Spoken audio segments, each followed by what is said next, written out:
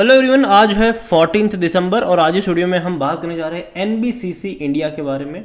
देखिए, सरकारी कंपनी है ये। आज 3.5% की बड़ी रफ्तार आई। पिछले एक महीने में अगर आप देखोगे तो शानदार तेजी है। 65 रुपये से लगातार भागा है ये और बहुत बड़ी रफ्तार यहाँ पर देखने को मिली है।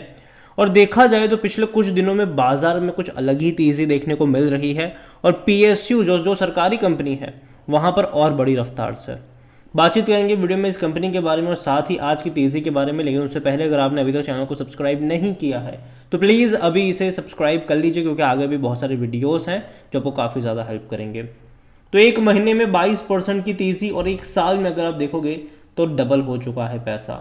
इस बीच जो लोअर लेवल था इसका वो तकरीबन 31 रुपये का था, उसके मुकाबले तो रिटर्न और भी ज़्यादा यहाँ पर देखने को मिला है और एक साल के सबसे हाईएस्ट प्राइस पे ये बैठ चुका है। अगर आप 5 साल का ग्राफ देखोगे तो भी 5 साल के सबसे हाईएस्ट प्राइस पे ये बैठ चुका है। 57% का ग्रोथ है।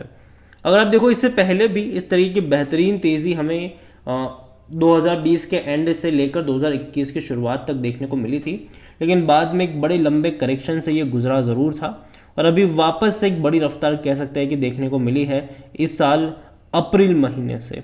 शानदार तेज़ी यहाँ पर बनी हुई है, लेकिन थोड़ी बहुत गिरावट बीच बीच में आप एक्सपेक्ट करोगे। यहाँ पर देखो खबरें की वजह से मतलब जो कई सारी अपडेट्स यहाँ पर निकल कर आएगी, जैसे कि एक बड़ी अपडेट आज ही है कि एनबीसीसी इंडिया को 1500 करोड़ रुपए की कीमत का एक ऑर्डर मिला है। बड़ा ऑर्डर है और उसके चलते आज तेजी देखने को मिल रही है। यहाँ पर देखिए कि आज एनबीसीसी का जो शेयर जो है वो फोकस में रहा, क्योंकि company said it has bagged 1500 crore worth order from national cooperative development corporation to build a warehouse and other agriculture infrastructure under the world largest grain storage plan in cooperative sector। तो ये बड़ी बात है। और देखो यार, सरकार की ही ये कंपनी है, ठीक है, जिससे मिला है ऑर्डर। और यहाँ पर ना कई सारे गवर्नमेंट प्रोजेक्ट्स आने वाले टाइम में भी इसको मिलते हुए नजर आएंगे। यहाँ पर अगर आप इसका मार्केट कैपिटलाइजेशन देखोगे तो 14,000 करोड़ के आसपास का देखने को मिल रहा है और लगातार इनकी जो ऑर्डर बुक है अगर आप देखोगे तो इनकी ऑर्डर बुक 55,000 करोड़ के आसपास की है। और the NBCC management has guided for 11,000 crore revenue and 5 to 5.5% का जो मार्जिन है वो फाइनेंशियल 2024 के आसपास ये देखने को मिल रहा है। तो चीज़ें बेहतर है। यहाँ पर अगर आप देखोगे तो एक चीज़ ये भी है कि भैया किस लेवल पर सस्ता है, किस लेवल पर महंगा है। तो नुवामा इंस्टीट्यूशन का ये कहना है कि we are upgrading the stocks from hold to by.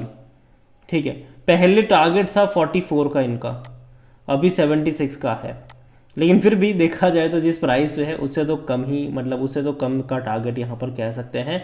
और कंपनी ने लगातार अपनी तेज़ी दिखाई हुई है। अगर मैं इसके वॉल्यूम्स को लेकर बात की तो आज बड़ी क्वांटिटी में भी शेयर ट्रेड होते नजर आए। तकरीबन 4 करोड़ से भी ज़्यादा की क्वांटिटी में आज ये ट्रेड हो रहे थे। तो भाई साहब वॉल्यूम तो काफ़ी बड़े यहाँ पर देखने को मिले। इतना ही नहीं, कंपनी में अगर हम बात करने जाए तो डिविडेंड की सबसे पहले अगर मैं बात करूँ यहाँ पर, तो जो डिविडेंड इसका निकल कर आया है वो इस साल 54 पैसा पर शेयर का डिविडेंड है। तो थोड़ा सा ज़्यादा डिविडेंड पे आउट ज़रूर हुआ है पिछले कुछ टाइम के मुकाबले। और नंबर्स देखोगे तो पहले डिक्लाइन मोड चल रहा था। 19, 20 और 21 वाला जो टाइम था वो डिक्लाइन मोड था, लेकिन फाइनेंशियल ईयर 2022 और 2023 में रेवेन्यू में इंक्रीज देखने को मिला। अगर आप प्रॉफिट वाइज भी देखोगे तो प्रॉफिट भी एटलीस्ट है, ठीक है। हालांकि कोई उतना बड़ा ग्रोथ नहीं आया प्रॉफिट में। आप देखो यहाँ पर 2021, 22 और 23 के मुकाबले कोई उतना बड़ा ग्रोथ नहीं आया है प्रॉफिट में, लेकिन लगातार अच्छी खबर के चलते शेयर में तेज़ी देखने को मिली। अगर हम क्वार्टरली परफॉर्मेंस पर नजर करें तो कोई उतना बड़ा ग्रोथ नहीं है क्वार्टर ऑन क्वार्टर पर भी। सेम चीज़ प्रॉफिट वाइज भी देखोगे तो कोई उतना बड़ा ग्रोथ नहीं है प्रॉफिट वाइज भी। लेकिन एक्सपेक्टेशन ये है कि आने वाले टाइम में गवर्नमेंट जो है वो इंफ्रास्ट्रक्चर के ऊपर बहुत सारा फोकस करने वाली है, जिसके चलते कई सारे बड़े प्रोजेक्ट जो है वो कई सारी कंपनी को मिलेंगे, इसको भी मिलने वाले हैं और तेज़ी देखने को मिल रही है। लेकिन अगर हम वैल्यूएशन की बात करें तो 43 का पी रेशो है इसका, सेक्टर पी 51 के आसपास का है। तो ये थोड़ा सा महंगा तो नहीं है लेकिन थोड़ा सा सस्ता भी नहीं है। मैं इसको एवरेज कैटेगरी में रखूँगा। लेकिन अगर मान लीजिए कि 83 रुपीज़ से जाकर ये अगर 90 से 100 रुपये की रेंज में चला जाएगा, तब इसका जो वैल्यूएशन होगा तब वो महंगा हो जाएगा, ठीक है, तब वो महंगा हो जाएगा। तब इनके नंबर्स देखने होंगे कि भैया जो क्वार्टरली रिजल्ट्स आते हैं वो किस तरीके से आते हैं। लगातार अच्छे नंबर नहीं अगर आएंगे तो शायद वो उसको एब्जॉर्ब भी कर लेगा, लेकिन अगर सेम नंबर रिप्रेजेंट हुए तब तो भाई साहब डिक्लाइन के मोड आपको देखने को मिलेंगे। यहाँ पर 33% एनालिस्ट कहते हैं खरीदारी करो। शेयर होल्डिंग को लेकर अगर हम देखें तो प्रमोटर के पास 61.75% की होल्डिंग है। प्रमोटर कौन है? गवर्नमेंट है, यहाँ पर सरकारी कंपनी है। और देखो यार, आज से 2 साल पहले चर्चा चल रही थी कि क्या गवर्नमेंट इसको प्राइवेट करेगी, क्योंकि कई सारी चीज़ें थी कि शायद कुछ कुछ कंपनियों में गवर्नमेंट अपना स्टेक बेचकर उसको प्राइवेट करने की कोशिश करेगी। जब IDBI बैंक की बात चल रही थी, ठीक है, तब इसकी भी चर्चा हो रही थी, लेकिन अभी ऐसी कोई अपडेट नहीं है। लेकिन जब आएगी उसके बारे में बात करेंगे। लेकिन यहाँ पर देखा जाए तो बड़े बड़े फंड हाउस की भी अच्छी खासी क्वांटिटी है। 3.12% म्यूचुअल फंड्स के पास है। और देखा जाए तो म्यूचुअल फंड ने बिकवाली करी है, 3.24 से घट के 3.12 पर आए हैं। डोमेस्टिक जहाँ थे वहीं पर है, लेकिन FIs ने बड़ी खरीदारी करी है। जो FIs है उनकी 3.84% की होल्डिंग 4.14 पर आई है। रिटेल और अदर के मिलाकर 23.88% की होल्डिंग जरूर है, जिनमें से रिटेल इन्वेस्टर्स 18.61% की होल्डिंग पर है। अदर पार्टीज 5.26% की होल्डिंग लेकर बैठे हैं। देखिए ओवरऑल अगर मैं NBCC इंडिया को देखूं तो ग्राफ काफ़ी बेहतरीन रफ्तार दिखा रहा है, ठीक है। 32 रुपये का शेयर आज 80-85 के ऊपर ट्रेड कर रहा है। तो जाहिर सी बात है 6 महीने के अंदर इसने काफ़ी दमदार रिटर्न आपको बनाकर दिया ज़रूर है। लेकिन जब इस तरीके की तेज़ी आती है तो बीच में गिरावट भी देखने को मिलेगी।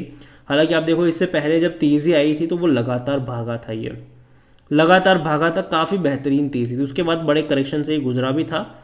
तो यहाँ पर पहली चीज़ है कि अगर आपके पास ये शेयर है तो भाई साहब ये वो कंपनी है जो भागेगी तो लगातार भागेगी, नहीं भागेगी तो लगातार एक बड़े डिक्लाइन भी आपको दिखा देगी।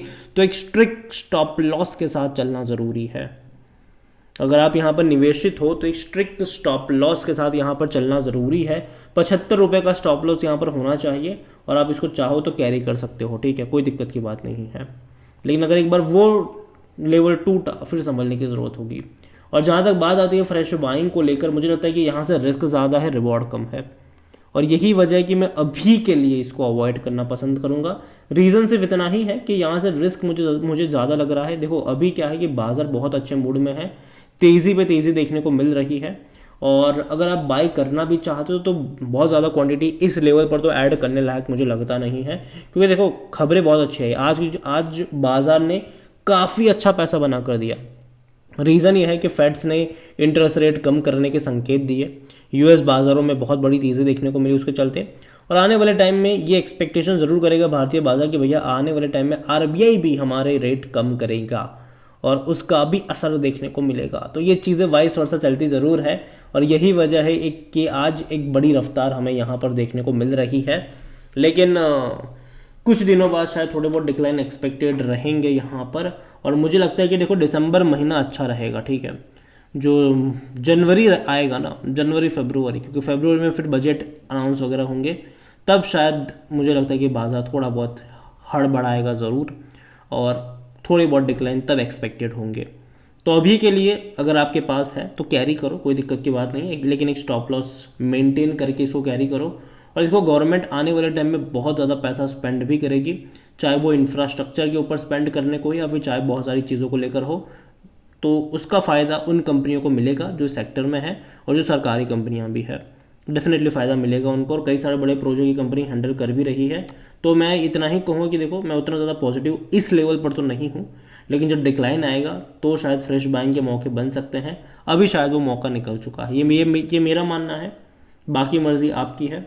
अगर आपको खरीदारी करनी भी है तो बाय ऑन डिप्स के मौके होने चाहिए, किसी के लिए भी बहुत सारे शेयर्स मत खरीद लेना। वीडियो को यहीं पे एंड करता हूँ। पसंद आया हो तो लाइक करें, शेयर करें, चैनल अगर पहली बार हैं तो प्लीज़ सब्सक्राइब करें। और NBCC इंडिया के बारे में आप क्या सोचते हैं वो भी आप मुझे कमेंट में लिख के बता सकते हैं। Thank you.